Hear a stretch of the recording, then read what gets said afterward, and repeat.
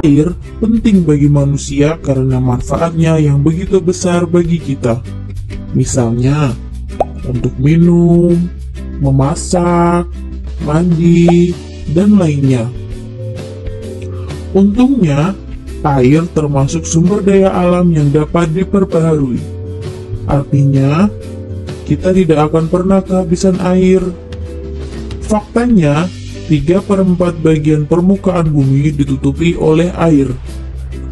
Ini berarti ada 336 juta mil kubik air di bumi, di mana 96,5% air sebagian besar berada di samudra. Banyak kan? Mengapa air selalu tersedia di bumi? Ini karena air mengalami siklus hidrologi. Tahukah kalian apa itu siklus hidrologi dan bagaimana prosesnya?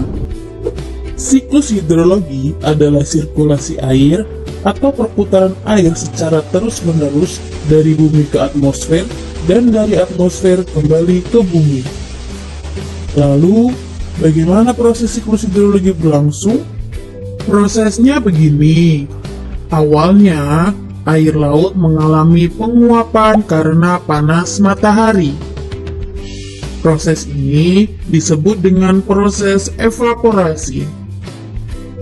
Evaporasi terjadi karena temperatur permukaan air yang cukup tinggi, sehingga molekul-molekul air di permukaan memperoleh energi yang cukup untuk memisahkan diri dari air yang ada di permukaan. Selain air laut, air yang berada pada tumbuh-tumbuhan juga ikut mengalami proses penguapan. Proses ini dinamakan dengan proses transpirasi. Air yang berada pada tumbuh-tumbuhan ini berasal dari air tanah yang diserap oleh akar tumbuhan yang kemudian dialirkan melalui batang tumbuhan sampai ke permukaan daun dan menguap menuju atmosfer. Ketika proses penguapan yang terjadi pada air laut dan terjadi pada tumbuh-tumbuhan berlangsung secara bersamaan, maka proses ini dinamakan dengan proses evapotranspirasi. Pada ketinggian tertentu, uap air ini mengalami kondensasi. Kondensasi merupakan proses perubahan wujud uap air menjadi titik-titik air akibat adanya perubahan temperatur udara. Proses ini terjadi ketika temperatur udara pada ketinggian tersebut relatif lebih rendah hingga berubah menjadi titik-titik air. Lalu, kumpulan titik-titik air ini membentuk sebuah awan. Dan kemudian, awan tersebut berubah wujud dari uap air di atmosfer menjadi curahan atau jatuhnya air ke permukaan bumi, atau biasa kita kenal dengan hujan. Proses ini disebut dengan proses presipitasi. Ketika proses ini terjadi di daratan, maka awan akan menghasilkan curahan berupa air. Sedangkan ketika proses ini terjadi di dataran tinggi dengan tekanan udara yang rendah, maka awan akan menghasilkan curahan dalam bentuk salju dan juga es. Berikutnya, air yang dihasilkan oleh presipitasi sebagian diserap oleh tanah dan sebagian lagi mengalir di permukaan tanah. Air yang diserap oleh tanah disebut dengan infiltrasi, yaitu gerakan air ke bawah melalui permukaan tanah dalam lapisan tanah yang teratas. Infiltrasi menyebabkan air dapat tersedia untuk keperluan tanaman dan air tanah terisi kembali. Sedangkan air yang mengalir di permukaan tanah disebut dengan runoff, yaitu proses pergerakan aliran air di permukaan tanah melalui aliran selokan, kanal, sungai, dan anak sungai. Umumnya, runoff terjadi karena air yang mengalir tidak dapat diserap lagi oleh tumbuhan dan tanah. Air yang mengalir melalui aliran permukaan itu pun menuju ke laut. Siklus ini terjadi berulang-ulang. Makanya, air terus tersedia di bumi. Tahukah kalian bahwa siklus hidrologi memiliki 3 jenis tahapan, yaitu siklus pendek, siklus sedang, dan siklus panjang. Jenis tahapan yang pertama yaitu siklus pendek. Proses siklus pendek diawali ketika air laut mengalami proses evaporasi atau menguapnya air laut karena panas matahari. Uap air ini lalu menguap ke atmosfer. Pada ketinggian tertentu, uap air ini mengalami proses kondensasi atau pengembunan menjadi awan-awan. Lalu, awan tersebut tertiup oleh angin hingga berkumpul dengan awan lainnya. Karena awan yang terkumpul semakin tebal dan padat, dan suhu awan semakin rendah, kemudian awan tersebut mengalami presipitasi atau turunnya curahan air dari atmosfer ke laut. Selanjutnya, air yang turun bergabung lagi ke laut. Jenis tahapan yang kedua adalah siklus sedang.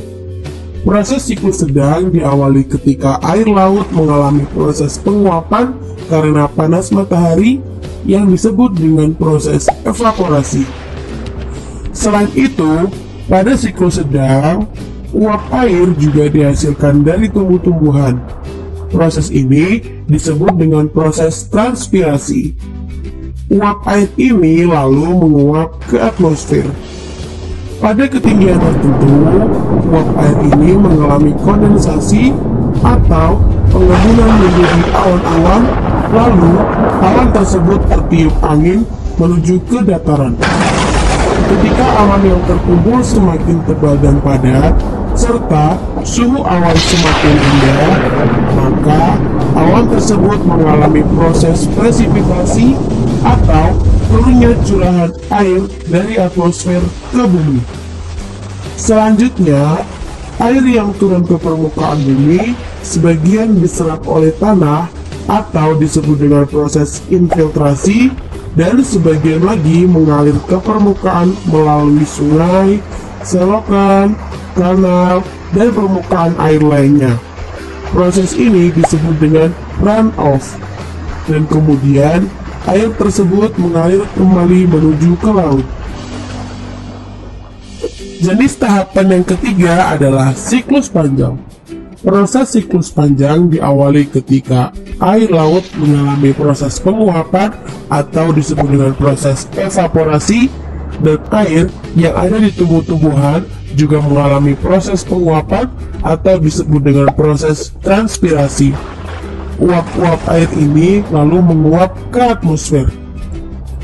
Pada ketinggian tertentu, uap air ini mengalami proses kondensasi atau pengembunan menjadi awan-awan. Lalu, awan tersebut tertiup angin menuju ke dataran tinggi. Ketika awan yang terkumpul semakin tebal dan padat, serta suhu awan semakin rendah, awan tersebut mengalami proses presipitasi. Namun, pada siklus panjang ini, proses presipitasi yang dihasilkan tidak dalam bentuk air, tetapi dalam bentuk salju. Hal ini karena daerah pegunungan memiliki tekanan udara yang rendah. Nah, salju yang ada di pegunungan atau dataran tinggi tersebut sebagian menguap ke atmosfer tanpa melalui proses mencair terlebih dahulu. Proses ini disebut dengan proses sublimasi. Lalu, sebagian salju yang lainnya mencair kemudian mengalir ke permukaan bumi atau disebut dengan proses runoff. Ada juga air yang meresap ke tanah atau disebut dengan infiltrasi. Namun, tanpa kita sadari, ada beberapa aktivitas manusia yang dapat mengganggu berlangsungnya siklus air. Aktivitas tersebut diantaranya penebangan hutan, kebakaran hutan, pembangunan, pembuatan irigasi, pencemaran udara, dan pencemaran air. Aktivitas-aktivitas tersebut juga menjadi penyebab munculnya pemanasan global. Ketika aktivitas-aktivitas manusia ini terjadi, maka akan memicu peningkatan suhu permukaan bumi. Begitu juga suhu air yang ada di permukaan bumi, sehingga laju evaporasi menjadi tidak terkendali. Proses pembentukan awan pun semakin cepat, hingga laju presipitasi juga ikut meningkat. Ini mengapa? Karena minimnya pepohonan yang ada di bumi dapat mengurangi laju penyerapan karbon dioksida. Ditambah lagi, banyaknya emisi karbon dioksida yang dihasilkan dari pencemaran udara. Karbon dioksida ini nanti akan menumpuk di atmosfer. Karbon dioksida yang menumpuk di atmosfer akan menjebak panas matahari yang dipantulkan bumi, sehingga temperatur bumi dan atmosfer semakin meningkat. Selanjutnya, saat presipitasi sampai ke permukaan tanah, maka terjadilah runoff. Karena adanya pembangunan yang dilakukan dengan penebangan pohon dan penutupan tanah, serta adanya pembuatan irigasi, laju runoff menjadi meningkat, sehingga banyak air yang terbuang ke perairan. Lalu, adanya pembangunan dan pembuatan irigasi tersebut tentulah menghambat laju infiltrasi. Menghambatnya laju infiltrasi ini menyebabkan kelangkaan persediaan air bersih alami di dalam tanah yang tentu saja sangat dibutuhkan bagi manusia. Dan tentunya menyebabkan air yang tertampung menjadi lebih banyak daripada air yang terserap ke dalam tanah. Terlebih lagi, aktivitas manusia dengan membuang limbah ke sungai, baik itu limbah rumah tangga ataupun limbah industri, tentu semakin membuat air yang tertampung menjadi lebih banyak. Hal ini pastilah akan menimbulkan suatu bencana, yaitu banjir. Nah, tentu kita tidak inginkan jika keberlangsungan siklus hidrologi menjadi terhambat, apalagi sampai menimbulkan bencana.